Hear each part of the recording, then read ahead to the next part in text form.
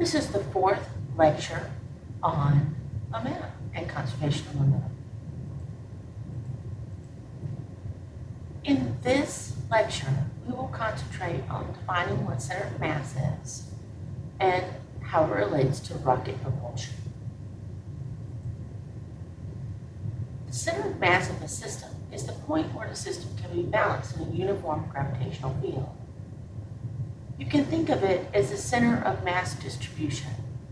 So imagine if mass 1 is very big and mass 2 is very small, the center of mass distribution would be very close to mass 1. If they have the equal amount of kilograms, then the center of mass would be in the very middle. And if mass 2 had a bigger mass than mass 1, the center of mass would be more towards it. So think about when you throw something.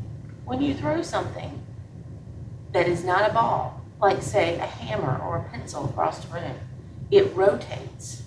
And if you follow the center of mass is what makes the parabolic trajectory. The center of mass is not always going to be in the center of an object. And in fact, it could even be doesn't have to be in something, in a substance itself. For instance, imagine a donut. The center of mass of a donut would be in the dead center of the donut, where there's nothing at all, right? Empty space. The center mass is found by finding mass times the distance, x1 plus the mass 2 times the distance x2, and dividing it by the total mass. And that will give you the center of mass. But once again, the center of mass is not always in the dead center of something, as we've discussed. But if it is in the dead center, it could be in the dead center where there is no real matter, like in this life-saving ring. And the velocity is going to be determined by the center of mass as well. And the acceleration of the object would be determined by finding the acceleration of the center of mass. Now, we're not going to really do any calculations with this, but you can just remember that in all the problems we've considered in this course, we've always talked about a point particle system, where we took the object and we condensed all of its matter into its center of mass. And we only considered that center of mass moving. That way we didn't have to worry about it if we were talking about a car going down the road. We didn't have to worry about its wheels rotating. We were just taking all of its mass of everything that was made out of and putting it into the center of mass of the car, and we were tracking the center of mass of the car. The total mass multiplied by the acceleration of the center of mass is equal to the net external force.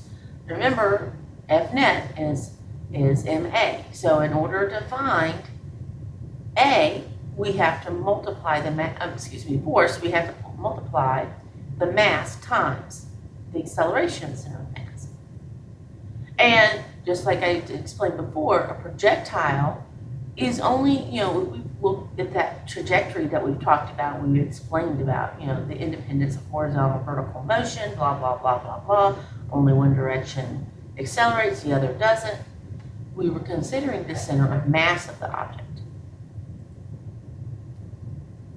So think about a rocket. So what's going on in a rocket is that when a rocket is launched, initially you have the rocket and all this fuel. So you have this big amount of mass. And during the liftoff, that's achieved by an explosion that burns and gets rid of some of that mass and turns it into, energy.